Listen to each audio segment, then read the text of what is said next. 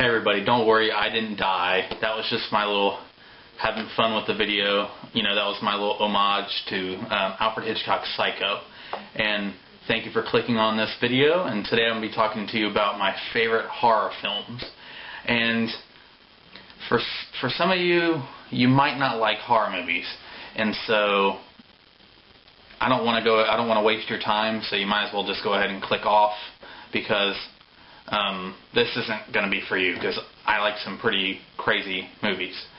So, with that said, since we had the little Psycho wannabe type thing at the beginning, I'll go ahead and start with that. Alfred Hitchcock's Psycho. And I wouldn't really consider this a horror movie. It always gets classified as that because it was it was a shocker of its time. So it's more of a shocker type movie. It's not really horror. More of a horror film. It's more of a film noir mystery, but it's about a woman who, you know, takes off with some money, and she stops at a hotel, and she's, you know, she's in the bedroom, and you know, she starts to feel like maybe she should go back, and so she gets in the shower. She was planning on going back to the city that she came from and returning the money and everything, and she's murdered in the shower in its famous shower scene. And the motel's owner is Norman Bates, who, he's a really nice guy, and you know, he realizes his mother is the one who killed the woman, because his mother doesn't want anybody to get in between her and her son. So, and the movie is basically about you know, Norman investigating, her family investigating and stuff. It's a great movie, and if you notice, if you haven't seen this, I'm not ruining anything for you, but there is an extremely twist ending, and it's awesome. And for you guys that know what I'm talking about, it's awesome. Halloween, starring Jamie Lee Curtis. Not the new junk that Rob Zombie does, which I hate. The original John Carpenter Halloween. And the first one that I saw was at one of my friend's house, and it was a Blockbuster VHS that had additional footage. And up until recently, I never saw any of that additional footage on DVD until they came out with this extended edition. And apparently, when they showed the movie on TV, they needed to film scenes so they could cut down on some of the other violent scenes, which this movie is actually not violent really at all, other than the story. And if you watch it, you'll realize that there's not really hardly any blood. There's just one little scene of blood, but other than that, blood is down to a minimum. And Halloween is one of my favorite movies because of it's just thrilling, and it will make you girls never want to babysit again. So definitely check this out. 4 movies are, which a lot of you may already know of, are the Night, Day, and Dawn trilogy of zombie movies. But I said 4 because George Romero made Night of the Living Dead on a very low budget. It's a very good movie, very good shocker. It's about a group of people that are stuck in a house during a zombie epidemic, and it's a great movie.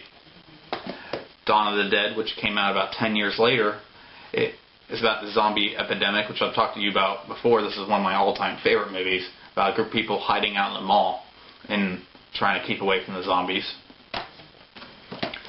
Then there's George Romero's Day of the Dead, which came out in the 80s, and this is about a group of people that are in a kind of a underground bunker, and it's kind of led by a military type group, and the military leader is ruthless.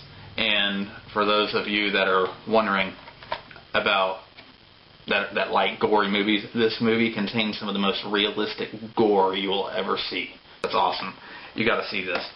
And then recently they came out with Land of the Dead, which is part of it. And this movie was pretty good. It was, I thought, going to be a lot worse because George Romero decided to use CGI. But, you know, it's a good movie. I think George Romero has lost his touch with, you know, whatever that one is with the video camera and Survival of the Dead, which I hated. But definitely check these out. The next movie is, you can't really find it anywhere. It's considered the most widely banned, controversial movie of all time. In fact, the director of the film was actually arrested on murder charges because they thought that people actually died in it.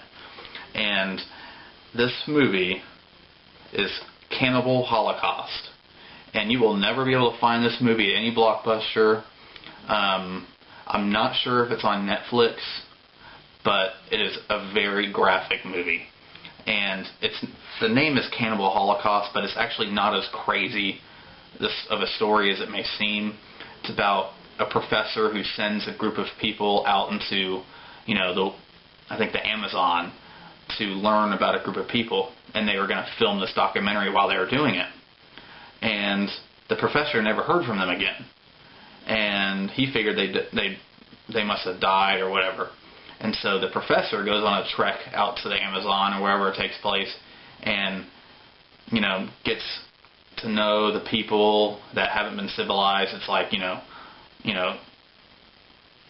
uncivilized people, and they give him footage that they got from the people that were his people that were there. And the professor goes back. He realizes that they're dead. He goes back and looks at the footage. And the second half of the movie is the footage of what happened. And apparently the people completely went insane and started murdering people, killing animals. And the footage is extremely graphic.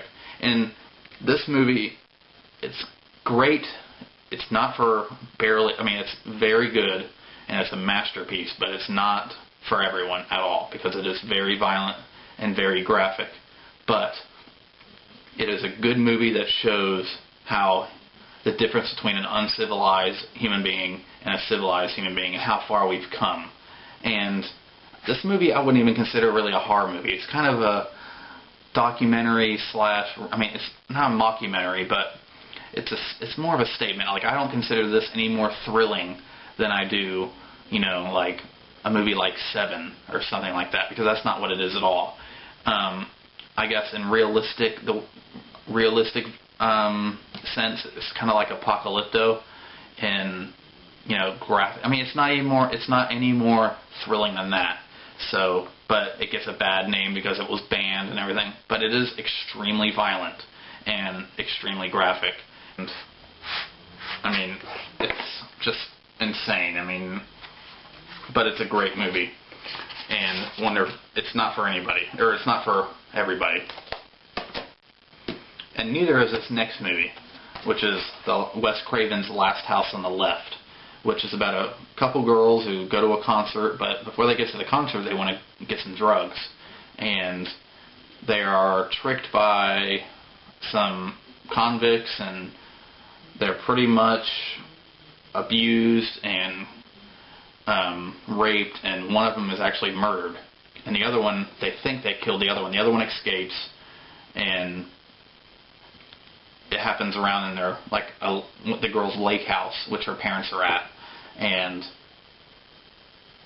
the people that were doing the crime, they realized they needed a hideout, so they go to this house to hide out. But actually, this house ends up being the girl's house that they thought, that escaped. And so the parents realize this, and the rest of the movie is just them getting back at these guys, and it's an awesome movie. It's extremely low budget. It's pretty graphic. It's banned also in many ways, but it's a pretty cool movie. And I said it was a pretty cool movie, but I would not watch this with the ladies, guys. So, and they had a remake which was okay. Of course, Pet Sematary is an awesome movie. The name pretty much says it all with the plot. These people move in next to a pet cemetery, and I don't want to blow the plot for you, so just make sure you go see this. It's by a Stephen King book, so check it out. I love the Friday the 13th movies, and my favorite one is Friday the 13th Part 3, because this is the first one that I saw. And the reason why I like it is because it's partly because of the fact that the hockey mask is introduced in this movie. And I actually met the filmmaker, Steve Miner, of these movies, and I got his autograph, and I got it in my Friday the 13th Part 2 DVD case, which I should have showed you, but sorry. I'll show you some other time. But nice guy, great movie. Alright, and I think that's it. That sums it up, and I hope you guys enjoyed this video. I hope you enjoyed my little Psycho, my rendition of Psycho at the beginning of this. I want to give a shout out to Robbie Webster. Y'all need to check out Robbie Webster's videos on YouTube, and you need to check out Sean C. Phillips on YouTube. You need to check out MJ Kelly on YouTube. So many other guys that I need to have a shout out to that will in the next video, and they're on my channel as subscribers, so check them out. And thanks guys, have a great day.